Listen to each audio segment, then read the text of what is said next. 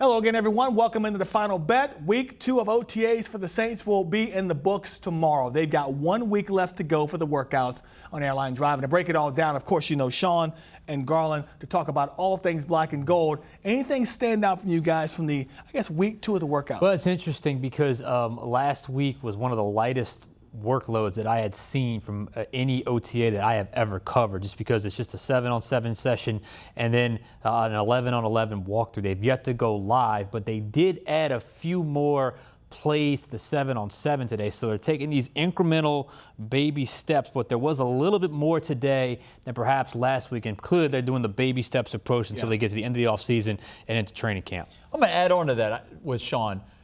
They got it easy so far, Juan. It's been pouring out and raining these last few weeks. I have not seen them outside yet. Now, I think they have had an outside OTA. They probably have, right. But we haven't seen it. I want to see them I want to see the sweat down their faces. I want to see them rolling here. I know during mini camp they have to be outside, mandatory mini camp, because the fans are going to be there for 2 days. So I'm excited to see that in a couple of weeks there, because you're inside, it's all nice and toasty and cool and everything, relaxed. It's a little more laid back. Yeah, hopefully Mother Nature kind of lets them play some outdoor football when June gets here. Meanwhile, let's get to tonight's opening line.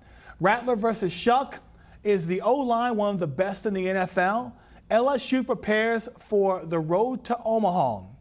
Let's start with the two quarterbacks, Rattler and Shough, continued on Thursday. Anyone getting the upper hand out there, Sean? I thought Tyler Shough had a really nice day. I thought both quarterbacks had nice days, but you saw what attracted the Saints to Tyler Shough on full display today. Arm talent, arm talent, arm talent. There were not one but two 60-yard bombs that he threw today during 7-on-7. One was to Bub Means. The other one was to Donovan Peoples-Jones. And they also had a play. It wasn't a completion, it was an incompletion, but you see him roll to his left and kind of throw off platform. And Cedric Wilson's there. It was almost a situation where I don't think Cedric Wilson thought the ball was going to get that close to him. He wasn't able to come down with it, but it was a very impressive throw. I will say this, Tyler Shough is really comfortable in the vertical game, and he's really comfortable in the outbreaking pattern game. Two things, though, to keep in mind. A, it's 7-on-7. It's not 11-on-11. A lot of things change when it goes from 7-on-7 to 11-on-11. 7-on-7 is a very offensive drill, but also he's not quite comfortable, or at least as comfortable as Spencer Rattler is, in seeing the middle of the field between the seams, 11 to 20 yards downfield. You can tell the vision's not quite as clear. It's a little cloudy, gets a little jammed up on him. That's why he got picked off. That's where he got picked off today, because he was a little late on the throw over the middle. You can tell those rookies sometimes it's the closing speed that gets them, and that's what happened. But I think all in all, you saw today why the Saints drafted Tyler Shough. It is because that arm talent and explosiveness is very real. Plus, he's got a confidence and swagger about him that's pretty genuine, and guys seem to gravitate to him, so I think that's a good thing as well. Yeah, the definite wow factor was the two bomb touchdowns to Donovan Peoples-Jones and to Bub Means. You could say that it was even between the two of the guys. Spencer Rattler had some really nice throws in practice. Sean alluded to the interception he tried to force in. I think it was the final pass of the drill on 7-on-7s. Rattler made some good big plays. I think Rattler only had one pass between 11 and 20 yards there, Sean. So I think he was playing it a little more safe. I kind of like Tyler Shough that he kind of goes for the deep ball. Shough did have another beautiful pass downfield also. So this will continue, but I was definitely impressed with Shough and those deep balls. It feels like this is something that's going to go on until we get to no doubt. There's still so much more data to collect here. I mean, guys, they haven't even had a live 11-on-11 period yet, and that's in streak, or that's with no pads. Then they still got to put the pads on, and they got to add in the run game. So there's still a long way to go. It's part of the drawback when you talk about this incremental baby steps approach is, yes, we can react to what we see, but the truth of the matter is we haven't seen a whole lot. And I'll say on Spencer Rattler, he went 10 for 12 today. He went 8 for 8 the last time we saw him, and where he doesn't quite have the arm talent to push it downfield like Shough does, because he slightly underthrew Rashid Shaheed. But where I said where Shough is struggling right now, not struggling, just not quite as comfortable between those seams, well, that's where Spencer Rattler is living. He had two really good throws, one to Chris Olave, another to Rashid Shaheed, dig routes over the middle of the field. So it's a little bit of a contrasting styles, and we're all along for the ride. This is going to be a really good competition. Yes, Juan, this is going to go throughout training camp. We got 3 preseason games, all on Fox 8, so you can check out those 3 times. That's going to be, I think, huge. And then hopefully, they haven't announced it yet, Sean, but you would hope that they go to the West Coast and they would do joint practices in week that's one. when the quarterback did a lot of work. Maybe that's the best part of training camp. Yeah, and you would hope they've done joint practices before, so you hope they would get that. So this thing's going to go all the way to the end. I'm not saying Jake Hayner's out of the race, but I don't think he was ever in the race. I know the strained oblique is going to kind of push him back a little till training camp. I think this is a 2-horse race going into preseason all the way into the regular season. And it feels like, if we talk about the offensive line for a second, Trevor Penning, it feels like that unit is becoming solidified. Trevor Penning moving from right tackle to left guard, they're really going to give him a shot to see if he can get there and stick there. What you're seeing right now is what they want. Yeah. That's what they want. They want that 5. They want Kelvin Banks, Trevor Penning, Eric McCoy, Cesar Ruiz, Taliese Fuaga. They want that to be the starting 5.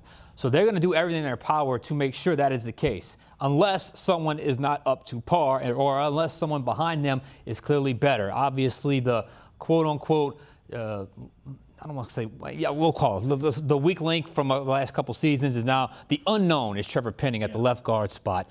But when you really think about it, Kelvin Banks is going to is a rookie. Taliese Fuaga is going into his second year. Fuaga and Ruiz today, Fuaga last week, Ruiz today, both they were very complimentary of just how well Trevor Penning plays out of that three-point stance. You know, we talked a lot about the quarterback competition. We don't know anything about the line of scrimmage right now until the pads come on. Not even 11 on 11 live. It's got to be the pads come on. But I do think this is the 5 they want. And honestly, guys, when you put this much into one unit, this much draft capital, 4 first-round picks, 1 second-round pick, it should be the strength of your team. So hopefully this is the right combination that it does. Yeah. And Trevor Penning, I've alluded to us on our stories today that, you know, he was a left tackle, it's a right tackle, maybe 3rd time's a charm. He's on the final year of his contract. They didn't give him that 5th year on that rookie contract. So this is it. If this doesn't work out this year, they could send him on his way and figure this out again next year. I pray if this doesn't work out, they don't draft another offensive lineman next year. Well, I think whether it works out or not, they're going to draft the offensive lineman. That's just what they do. Not in the first round. That's what they do. I get you. I know. I understand how important it is to the team to have all these first-round picks to be blocking for your Tyler Shough or your Spencer Rattler. You hope it works out for Trevor Penning at this position, but you got some other guys behind him that, you know, Will Clapp and you know, we're still and Nick Saldiveri, we're still waiting on those guys. And see, that's what I like about the offensive line. They have quality depth with veteran experience. When you talk about Will Clapp, you talk about Dylan Reduns, you talk about Landon Young. Nick Saldiveri's even got some starts, although he struggled a little bit staying healthy and with some performance issues last year. So you have your front 5 that you like, and hopefully that front 5 can become an elite unit. But you also have what you did not have last year. You have depth with guys that have quality starts, versatility, and can hopefully help you, because inevitably someone's going to get injured on the offensive line. Hopefully not season ending, but you're going to have one of the 5, if not more, miss some time during the year. It's just going to happen. It's a statistical fact. So you got to have somebody that can step up. And I feel like this year, depth-wise, they have what they did not have a season ago. Does it feel like to you, Shough, in terms of Penning moving to left guard, that being between 2 people now, having that help on the interior may help him his game? It's huge. And look, we're not coaches, but a lot of us have been saying Trevor Penning's skill set is tailor-made to be a guard at the next level because of what his strengths are. His strengths are run blocking, pushing guys forward, being a quote-unquote mauler, burying guys in the dirt. What are his weaknesses? His weaknesses are lateral quickness on the edge. And when you're on an island like that at tackle, you are exposed. And when you're a guard, the punch comes a little quicker, but you're not dealing with quicker players like you are on the edge defenders. So I think what we don't know is Trevor Penning is going to move to left guard, or he's moving to left guard, but we don't know is how good he can be. Some may say he may be okay or whatever, but I think he has the potential to be a really good to great left guard. So imagine how much better your offensive line gets just by that one move from right tackle to left guard for Trevor Penning. No doubt about that. Meanwhile, one thing that head coach Kellen Moore talked about today, he was really raving about the speed of his wide receiver group. Bub Means and Donovan Peoples-Jones they popped today. It feels like if there's a fight going on right now, it may be for that third wide receiver spot, and these two guys are in the thick of it. Oh, the fourth. Fourth wide receiver, yeah. Yeah, fourth wide receiver spot. Yeah, no. Well, we talked about this on numerous times on the show in overtime. They need a big body receiver. Maybe they found that in Bub Means or Donovan Peoples-Jones. They got Cedric Wilson also out there because 1 through 3 are almost the same dude, same body type when you're dealing with Brandon Cooks and Rashid Shaheed and Chris Olave. So you need big body receiver, possession receiver.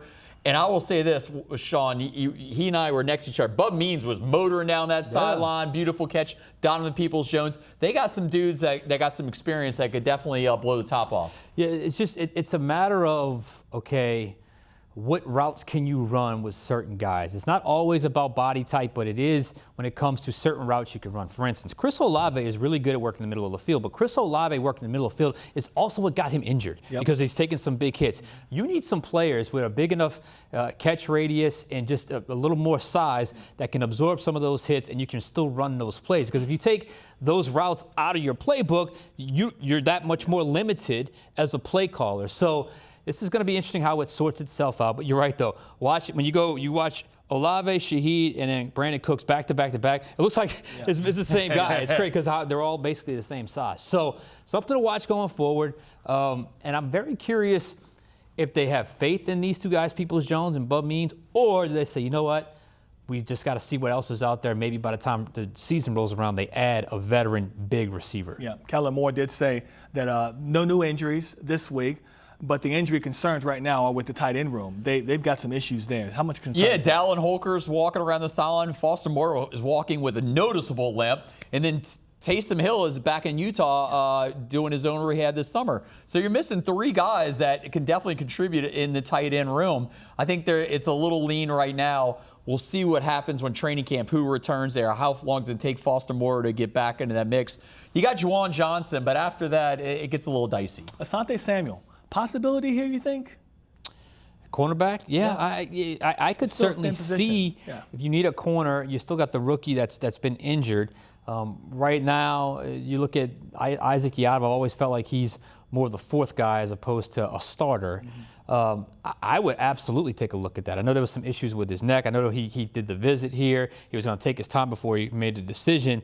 But clearly the Saints have some interest. So if that interest is mutual and he checks out health-wise, I would have no problem with that. Like that move, G? I would like it. I need some. We've been talking about this. They needed to add somebody at wide receiver, which I guess you could say they did with Donovan Peoples-Jones. I don't know, maybe not a bigger name, but on defense, I'm still a little wary about the cornerback depth in the room. And Brandon Staley, the defensive coordinator, I think drafted Asante Samuel Jr. when he was with the Chargers. Real quickly, defensive player that will have a breakout season. Who breakout season? I'm going to go with Alontae Taylor because I think Brandon Staley is a new age coordinator that's going to utilize that versatility of Alontae Taylor even more so than what the previous regime did. I think Alontae Taylor is going into a contract year could be the guy that could break out this season. Look at Brian Brzee. You know, he's slowly but surely, and I'm intrigued to see what happens in this defense there. I like his skill set, so I'm going to go Brian Brzee. Interesting to see where they put him in this new 3-4, how they play him.